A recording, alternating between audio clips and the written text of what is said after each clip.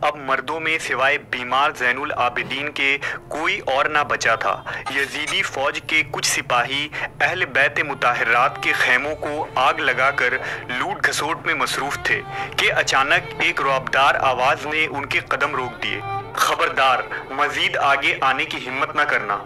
ये आवाज़ नबी सल्लल्लाहु अलैहि वसल्लम की नूर नज़र नवासी, शेर खुदा हज़रत अली की लख्त जिगर और खातून जन्नत फ़ातिमा ज़ोहरा की गोशे जिगर साहबजादी हज़रत ज़ैनब की थी।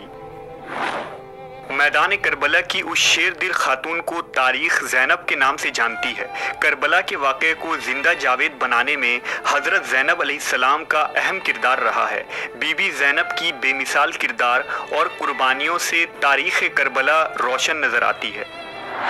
करबला की इस मिसाली खातून ने यजीद की जालिम हुकूमत के मुकाबले में अपने मासूम बच्चों को भूख प्यास की शिद्दत से बिलखता हुआ देखना गवारा किया। यहाँ तक कि अपने भाई और शौहर को भी राह खुदा में कुर्बान होते देखा। लेकिन रसूल अल्लाह सल्लल्लाहु अलैहि वसल्लम के दीन की कश्ती इंसानियत को डूबने नहीं दिया।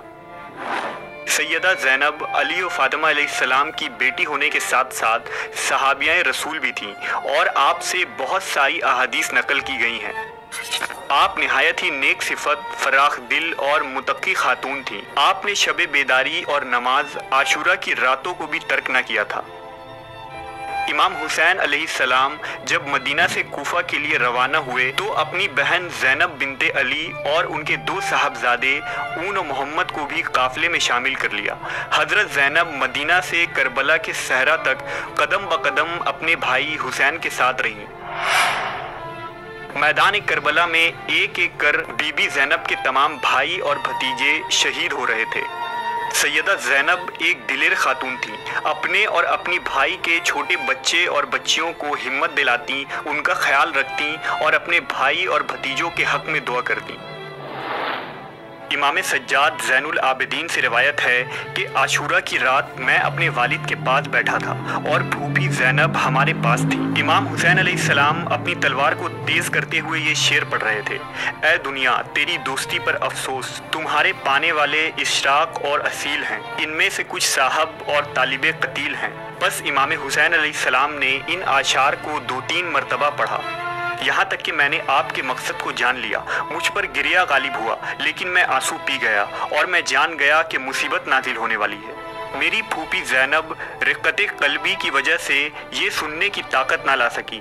जल्दी से उठी और मेरे वालिद के पास पहुंची और मुखातिब हुई, हाय मुसीबत, काश मुझे आज मौत आ जाती। आज मेरी माँ फ़ातिमा, बाप अली और भाई हसन फौत हो गए।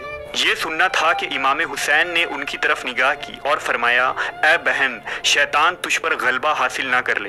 हज़रत ज़ैनब ने कहा, मुझ पर वाय हो, क्या ये बज़ोर तलवार तुम्हारी जान लेगी? ऐसा है तो इसने मुझे और ज़्यादा गमगीन कर दिया और ये मेरे लिए ज़्यादा नाकाबिले बर्दाश्त है। ये कहकर मेरी फूफी ज़ैनब बेहोश होकर गिर पड़ी। बस इमाम हुसैन उठे और पानी के छींटे आपके चेहरे पर मारने लगे।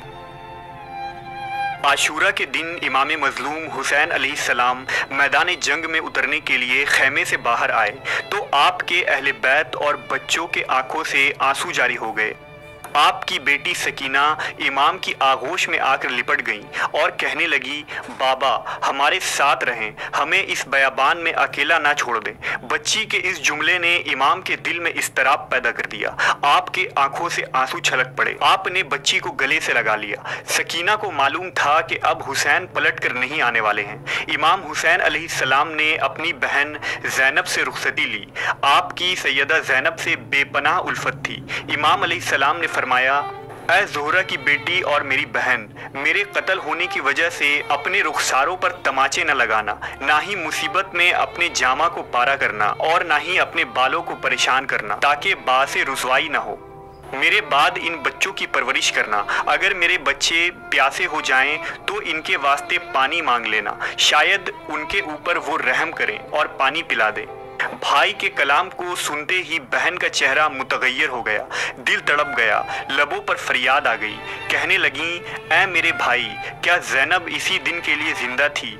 ऐ काश इस दिन से कबल मुझे मौत आ गई होती और ज़ैनब खाक में मिल गई होती। इमाम अलैहिस्सलाम ने वसीयतें की और बहन को तसल्ली दी और मैदान की तरफ चल पड़े। कुछ देर बाद मैदान से जुलजिनाह दौड़ता हुआ बीबियों के खेमे की तरफ आया। उसके बदन पर लगे खून और तीर इमाम मजलूम की शहादत की गवाही दे रहे थे।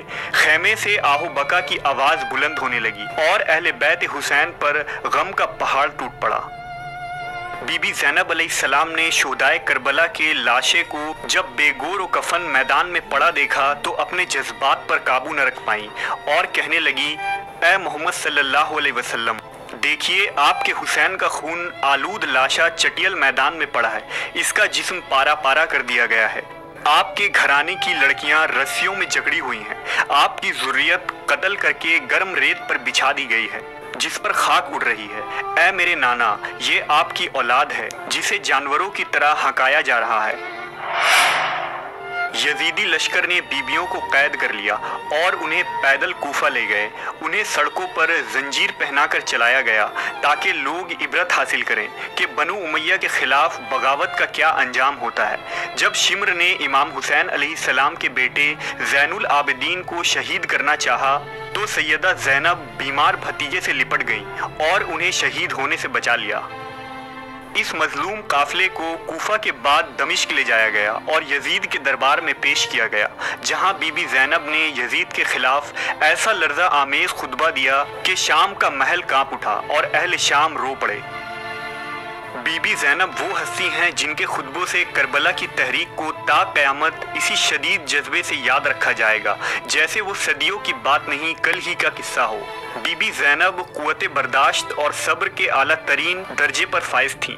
हज़रत इमाम हुसैन की शहादत के बाद आपकी 3 अहम जिम्मेदारियों का आगाज़ हुआ था जिनको आपने कमाल कामयाबी के साथ निभाया। सबसे बड़ी जिम्मेदारी हज़रत इमाम ज़ैनुल आबिदीन की तीमारदारी और दुश्मन से उनकी हिफाजत थी। दूसरी जिम्मेदारी उन औरतों और बच्चों की हिफाजत थी जो बेवा हो चुकी थीं और बच्चे यतीम थे।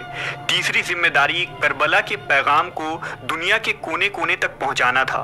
दम तोड़ती इंसानियत को जिंदा करने का जो इरादा हजरत इमाम हुसैन घर से लेकर चले थे, इसको अंजाम तक किरदार और गुफ्तार के जरिया बीबी ज़ैनब ने